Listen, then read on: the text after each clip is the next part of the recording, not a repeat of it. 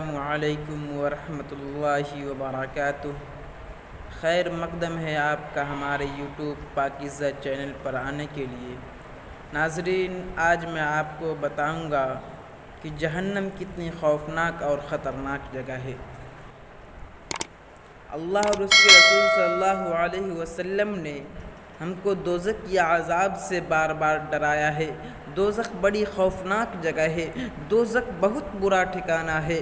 دوزخ میں آگ ہے، اژدہیں ہیں، بچھو ہیں، قسم قسم کے زہریلے جانور ہیں، طرح طرح کے خطرناک عذاب ہے۔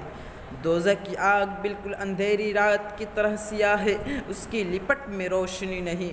حضور صلی اللہ علیہ وسلم فرماتے ہیں کہ دوزخ کی آگ کو 1000 برس تک دھونکا گیا تو وہ سرخ ہو گئی، پھر 1000 برس تک دھونکا گیا تو سفید ہو گئی، پھر 1000 برس تک دھونکا گیا تو وہ سیاہ ہو گئی، اور اب سیاہی ہے، وہاں بالکل تاریکی اور گپ اندھیرا ہے۔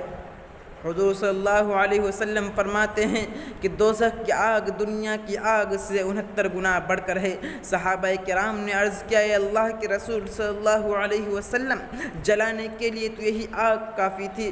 حضور صلی اللہ علیہ وسلم نے فرمایا، لیکن جہنم کی آگ دنیا کی آگ سے 69 گنا بڑھ کر ہے۔ یہ تو دوزخ کی آگ کا عالم ہے۔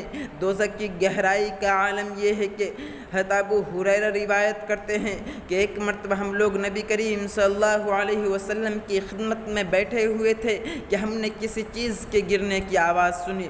حضور صلی اللہ علیہ وسلم نے فرمایا، کیا تم جانتے ہو یہ کس چیز کے گرنے کی آواز ہے؟ صحابہ کرام نے عرض کیا، اللہ اور اس کے رسول ہی زیادہ بہتر جانتے ہیں۔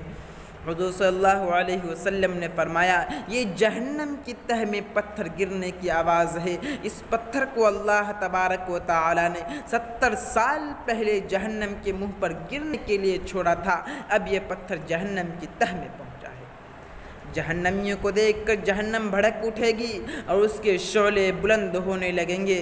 سورہ ملک میں ہے، وَلِلَّذِينَ كَفَرُوا بِرَبِّهِمْ عَذَابُ جَهَنَّمَ وَبِئْسَ الْمَصِيرُ إِذَا أُلْقُوا فِيهَا سَمِعُوا لَهَا شَهِيقًا وَهِيَ تَفُورُ تَكَادُ تَمَيَّزُ مِنَ الْغَيْظِ۔ جو لوگ اپنے رب کا انکار کرتے ہیں ان کے لیے دوزخ کا عذاب ہے۔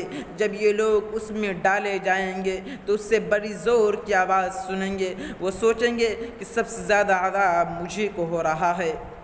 جہنمی انتہائی بدصورت اور سیاہ بنے ہوئے ہوں گے، وہ موت موت پکاریں گے لیکن انہیں موت نہ آئے گی، وہ رونا چاہیں گے لیکن وہ رو نہ سکیں گے، وہ بھوک بھوک چلائیں گے تو انہیں گلے میں اٹکنے والا کھانا دیا جائے گا، لہذا اس اٹکے ہوئے کھانے کو نیچے اتارنے کے لیے جب وہ پانی مانگے گا تو اس کے سامنے گرم پانی کھولتا ہوا دیا جائے گا، جو چہرے کے سامنے آتے ہی چہرے کو بھون ڈالے گا۔ جہنمیوں کو خون پیپ اور کڑوے پھل کھانے کو دیے جائیں گے، اونٹ کے برابر سانپ اور کھچر کے برابر بچھو اس پر ڈسنے کے لیے مسلط کر دیے جائیں گے۔ کھچر کے برابر بچھو اس پر ڈسنے کے لیے مسلط کر دیے جائیں گے۔